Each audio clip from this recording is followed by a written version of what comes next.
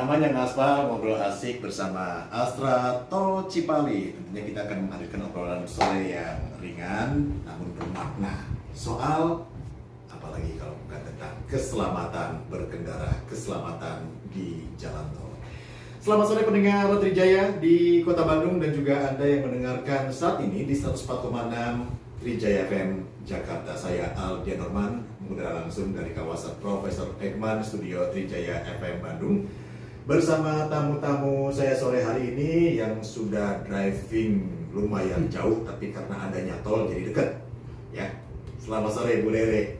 Selamat sore Kang Aldi, selamat sore semua pemirsa Trijaya FM. Iya, Bu Rere ini, ya. iya. Kembali lagi saya berada di sini ya, Kembali Kang lagi Aldi. Bu Rere ada di studio ini, Studio Trijaya Bandung, Head of Department Korkom ya di Astra Infratol Road Cipali. Dan juga yang selalu saya gangguin kalau lagi ada hal-hal yang perlu kita konfirmasi terkait dengan apa yang ada di tol Cipali, Pak Suyitno. Pak Yitno kita memanggilnya, GM Operasi Astra Infratol Road Cipali. Selamat sore Pak Yitno. Selamat sore Kang Aldi. Nyaman berkendara ya Pak ya? Iya, lancar Mas. Apalagi Pak Yitno ini biker pula, sering jalan driving pula sendiri gitu lah ya, pasti udah banyak makan asam garam lah ya, menikmati karakter-karakter jalan di Indonesia. Tentang berkendara yang aman itu seperti apa, khususnya di jalan tol. Apa yang di-highlight nih Bu dari kegiatan kemarin Bu Rere? Iya, yang di-highlight ini para komunitas ini mendapatkan informasi yang memang benar-benar sangat bermanfaat gitu ya. Yeah. Terutama dari KNKT, Pak Wildan pada saat itu beliau menyampaikan bahwa jika berkendara itu memang harus benar-benar dalam kondisi fisik yang prima. Itu yang utama ya. Ya, kemudian kendaraannya tentu juga dalam kondisi yang prima, dan yang utama adalah harus mematuhi peraturan tata tertib berlalu lintas. Ketika ingin berkendara gitu sudah ada mindsetnya harus aman, harus tertib gitu. Jadi itu yang memang kita gaungkan gitu. Iya. Seperti itu sih kan. Oke, baik. Kalau nanti Bu rencana kedepannya barangkali nih kan, kalau kemarin kan melibatkan 3 wilayah yang berdekatan dengan, kedepannya nanti akan lebih luas lagi atau tetap ada? Untuk wilayahnya ya, kita akan fokus sekarang memang kita ada di 5 kabupaten itu ya, wilayah tersebut. Tapi nantinya kita akan gandeng komunitas-komunitas yang memang bisa kita jadikan pelopor keselamatan ini. Jadi tidak hanya di wilayah tersebut. Jadi katakanlah mereka sebagai duta keselamatan. Betul sekali, sebagai duta. Duta keselamatan. Tidak hanya sebagai duta keselamatan sebenarnya, kita juga mau angkat potensi wisata yang ada di sepanjang ruas tol Cipali. Karena apa Kang Adi? Itu banyak banget potensi wisata yang memang harus kita kunjungi gitu.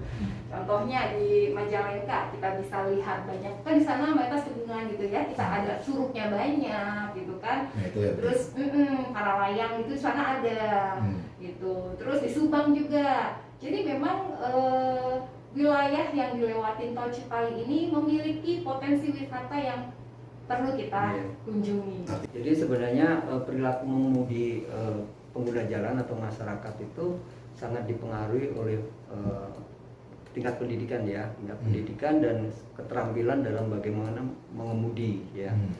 Nah, ini tentu sangat bervariasi Mas, khususnya yang kendaraan-kendaraan yang golongan besar ya, di mana sebagai contoh saja bahwa seharusnya mereka itu harusnya di lajur kiri ya, tetapi kenyataannya di lapangan ya kita lihat bahwa mereka itu banyak menggunakan lajur kanan terus, sehingga kadang-kadang ini membuat orang yang di belakang tidak sabar sehingga akhirnya mulailah terjadi pelanggaran ya. Jadi ambil dia lajur kiri yang sebenarnya nggak boleh itu. Nah, mereka juga di samping melanggar ketentuan jalur juga kecepatan mereka kan sebenarnya di jalan tol itu kan minimal 60 km per jam ya, sesuai ketentuan yang ada. Mereka paling berapa dengan muatan yang sangat berat ya, itu mereka hanya di bawah rata-rata. Kita pernah survei Mas, kendaraan besar itu di bawah 40 Mas. Nah, kendaraan kecil itu di atas 100, 110. Artinya ada satu gap yang cukup besar. Nah, itu menjelaskan kenapa banyak kecelakaan itu tabrak belakang. Sehingga tabrak belakang sehingga fatalitasnya sangat tinggi. Itu juga bagian dari perilaku pengemudi kita. Pada saat kita berkendara itu memang kan kondisi fisik kita nggak selalu prima ya, apalagi sudah 4 jam, atau kalau kita sudah merasa lelah nih, capek atau ngantuk gitu ya, belum 4 jam pun kita harus berhenti beristirahat di tempat yang sudah disediakan. Dan kita harus benar-benar beristirahat yang nggak hanya ke toilet aja terus nanti langsung pergi lagi, enggak, tapi benar-benar kondisinya itu sudah kita fit, kita harus berkendara lagi. Seperti itu sih Kak. Yang namanya micro sleep ya Mas ya. Jadi tidur sesaat itu bahaya sekali.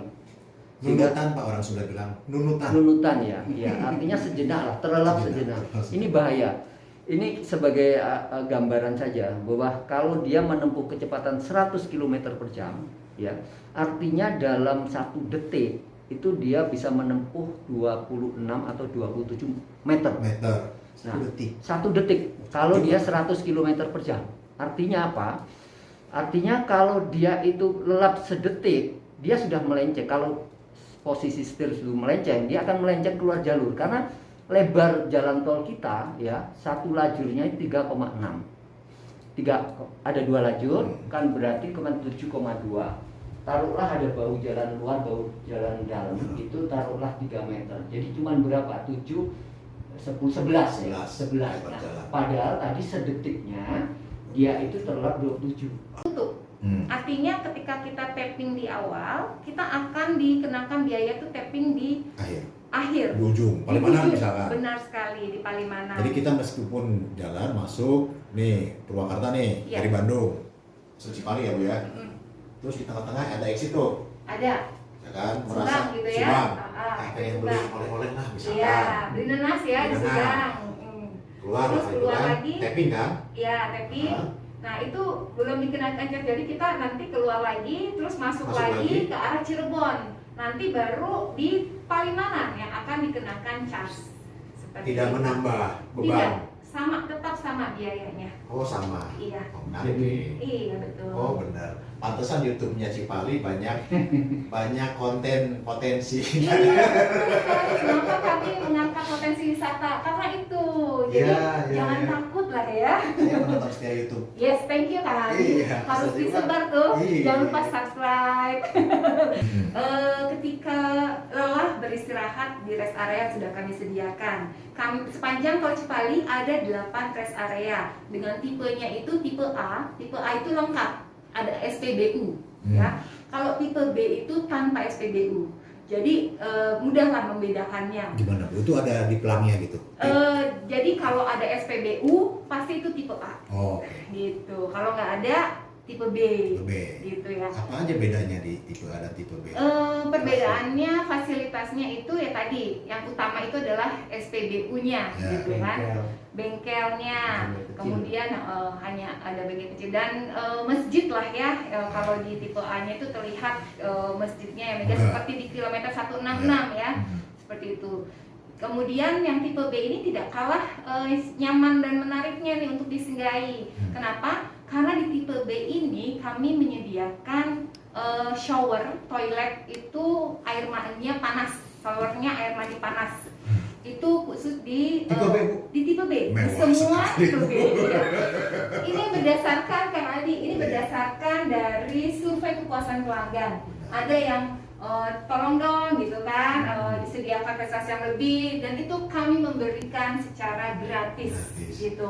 Baik, terima kasih kepada semua pelanggan, kepada pendengar Trijaya. Kami mohon dalam rangka penggunaan jalan tol Cipali, tolong disiapkan ya fisiknya, kemudian juga kendaraan disiapkan, jangan sampai terjadi mengalami hambatan atau mogok di jalan tol. Tetapi kalaupun mogok Mas, kami siap menyediakan sarana untuk membantu ya teman-teman kita patroli, baik itu berupa petugas patroli maupun petugas derek, siap selama 24 jam. Tadi juga sudah disampaikan nomor telepon ya, 0260 7600 600. Betul, Apa saya Pak ya? Betul, itu 24 jam itu bisa kita berikan pelayanan.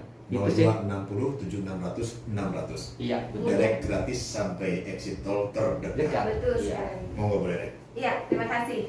Jadi menambahkan saja yang sudah disampaikan, kami ingin memberikan servis gitu ya kepada pengguna jalan tol Cipali untuk berkendara dengan lancar, aman dan nyaman di sepanjang ruas tol Cipali. Jadi ketika berkendara selalu diingat untuk pastikan uang elektroniknya itu sudah cukup. Nah, biar nanti pada saat tapping di exit gerbangnya itu tidak kurang dan tidak mengganggu pengguna jalan yang lainnya. Dan tadi sudah disampaikan ke Pak Yitno, jangan khawatir jika terjadi sesuatu, bisa langsung menghubungi nomor yang tadi sudah disebutkan. Apa itu nomornya? Oh, novel dong. Saya bantu. 0260 7600.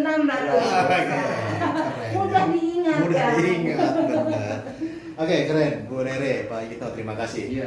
Dari Subang langsung ke Bandung untuk mengkampanyekan dengan semangat keselamatan berkendara, dan saya yakin ini menjadi komitmen dari Astra Infratoro Betul sekali. dengan waktu. Wah, Lembayung senja silayut berem. cakep. Kalau berkendara jangan berem. Oke. Jangan ngantuk kalau Iya, berkendara. Maksudnya begitu Pak ya. Iya, iya.